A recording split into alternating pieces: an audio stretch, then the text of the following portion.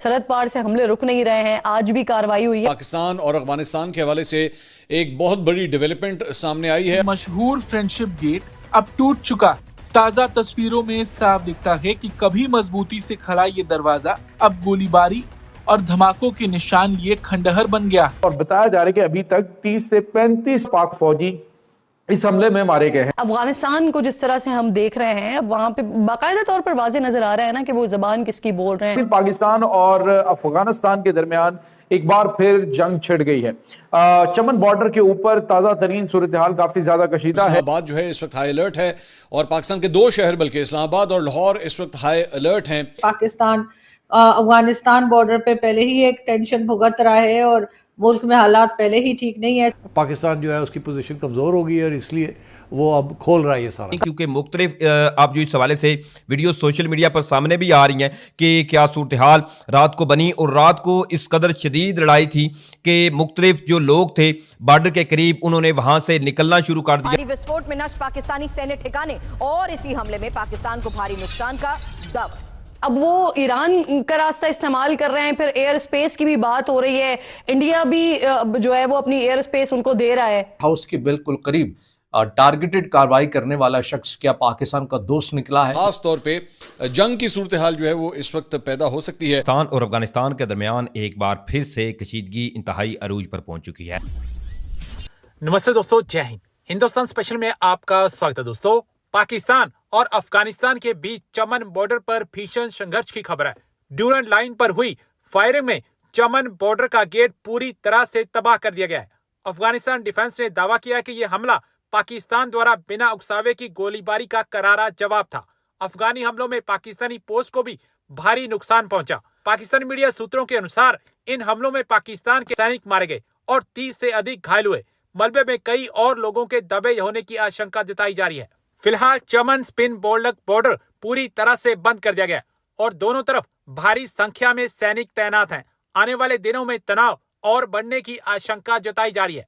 अफगानिस्तान और पाकिस्तान के बीच Durand line को लेकर लंबे समय से विवाद है। दोनों देश एक दूसरे पर हमले और आतंकियों को छिपाने का आरोप लगाते रहते हैं। 2021 में अफगानिस्तान हुकूमत पर तालिबान के कंट्रोल के बाद से तनाव और बढ़ गया। अब पाकिस्तान में चर्चा कर रहा है कि देखो अफगानिस्तान ने पाकिस्तान का क्या हाल कर दिया है। पाकिस्तान अफगानिस्तान बॉर्डर पे पहले ही एक टेंशन भुगत रहा है और मुल्क में हालात पहले ही ठीक नहीं है। ऐसे में एक आदमी जो जेल के अंदर बैठा हुआ है कई साल से, उसके बारे में इस तरह की जबान करके कई लोग जो कि मिलिट्री बैकग्राउंड रखते हैं और उनका भी मैंने कई जगह सुना और पढ़ा कि उन्हें भी उनकी ये बात जो है वो कुछ ठीक नहीं लगी।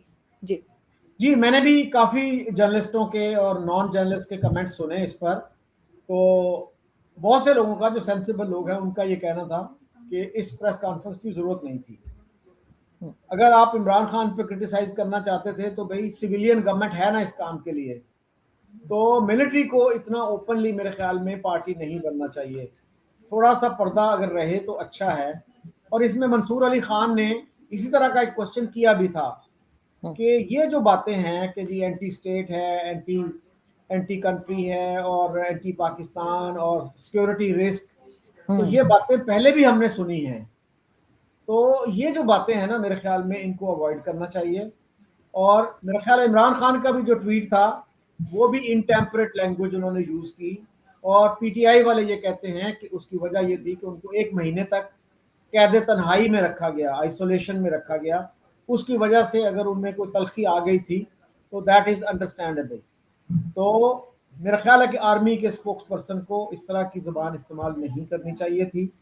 और बहुत से लोगों ने इस तरह की बातें की और इससे जितनी कंट्रोवर्सी शुरू हुई है, तो that is really not, that was not necessary कि अगर ये प्रेस कॉन्फ्रेंस ना होती तो इतनी कंट्रोवर्सी भी ना होती। और ये बड़ा एक आर्ट है प्रेस कॉन्फ्रेंस करना और अपनी बात कहना, और उसका जो है काउंटर प्रोडक्टिव ना हो वो जो है मेरे ख्याल में काउंटर प्रोडक्टिव होगी, जिससे इतना रिएक्शन जो आया मुल्क के अंदर भी मुल्क के बाहर भी वो ना आता अगर इस तरह की ज़बान इस्तेमाल ना की जाती, थोड़ा एहतियात से बोला जाता अगर बोलना ही था तो। बिल्कुल ऐसा ही है सर, और सबका यही कहना है मेजोरिटी का कि इस किस्म की प्रेस कॉन्फ्रेंस की जरूरत नहीं थी। और जैसे ये तो पॉलिटिकल लैंग्वेज थी जो कह लीजिए कि जिस तरह से बात की गई, लेकिन बहरहाल लेकिन सर मुल्क के अंदर बहुत इश्यूज हैं हमारे। अभी आप जानते हैं वाटर शॉर्टेज है, जिस वक्त भारत कहता है हम पानी बंद कर देंगे तो हम भागे भागे फिर रहे होते हैं, इसलिए कि हमने ना तो डैम्स बनाए हैं ना कोई खास उसके ऊपर काम किया है कि वाटर शॉर्टेज से कैसे निपटा जाए। पूरी दुनिया में सिर्फ पाकिस्तानी, पूरी दुनिया में इस वक्त कहा जा रहा है कि वाटर शॉर्टेज जो है वो क्लाइमेट चेंज और कई वजह से होती चली जा रही है, तो उसके लिए कोई काम नहीं किया गया। फूड शॉर्टेज हमारे यहाँ है, एजुकेशन सेक्टर हमारे यहाँ बर्बाद हुआ है, हमारे यहाँ टेररिज्म जो पहले कही जाती थी कि जी हमारे यहाँ से लोग जाते हैं और डिफरेंट कंट्रीज में भारत समेत टेररिज्म करते हैं, वो तो अपनी जगह है, लेकिन पाकिस्तान के अंदर भी अब टेररिज्म हो रही है, उसके बारे में कोई खास हम देखते हैं कि पॉलिसी नहीं आ रही है, काम नहीं किया जा रहा है। हम हर वक्त कंपैरिजन में पड़े रहते हैं कि जी हमने मुकाबला करना है भारत से, अपने से कई गुना बड़ी कंट्री जो है जिसमें के कह लीजिए कि उनकी सिर्फ एक स्टेट ऐसी है जितना कि पूरा पाकिस्तान, तो उसके साथ मुकाबले में हम लगे रहते हैं। उन्होंने मिसाइल चला दिया तो हमने भी मिसाइल का एक्सपेरिमेंट करना है। तो सर ये चीजें हमें कितना नुकसान कर रही हैं? जी, ये मैं बात बड़े अरसे से करता आ रहा हूं कि हम जो है सिर्फ एक मैदान हमने क्यों चुना है, डिफेंस का मैदान, तो और जो मैदान है वो हमारी नज़र में क्यों नहीं आते। मसलन हमारी अप्रोच ये होती है जी कि अगर इंडिया के पास 100 एयरक्राफ्ट हैं, फाइटर जेट्स हैं, तो हमारे पास 50 तो होने ही चाहिए। अगर उनकी फौज जो है 7 लाख है तो हमारी उनकी फौज अगर 14 लाख है तो हमारी 7 लाख तो होनी ही चाहिए। तो ये जो कंपैरिजन्स हैं ये जो हैं हमें बहुत दूर तक नहीं लेके जाएंगे। हमें दूसरे मैदानों में भी देखना चाहिए कि उनके यहाँ साइंस सब्जेक्ट्स में कितने लोग हर साल पीएचडी करते हैं, उनके यहाँ कितनी रिसर्च हो रही है, उनके यहाँ हॉस्पिटल्स की कंडीशन क्या है। अब वहाँ पे एक बहुत मशहूर हॉस्पिटल है all India institute of medical sciences, जिसके ऊपर कुछ साल पहले बीबीसी ने बड़ी डिटेल्ड एक डॉक्यूमेंट्री बनाई थी। वो हर हफ्ते दिखाते थे कि किस तरह से वहाँ इलाज होता है, किस तरह दूर दूर से लोग आके वहाँ इलाज करवाने आते हैं।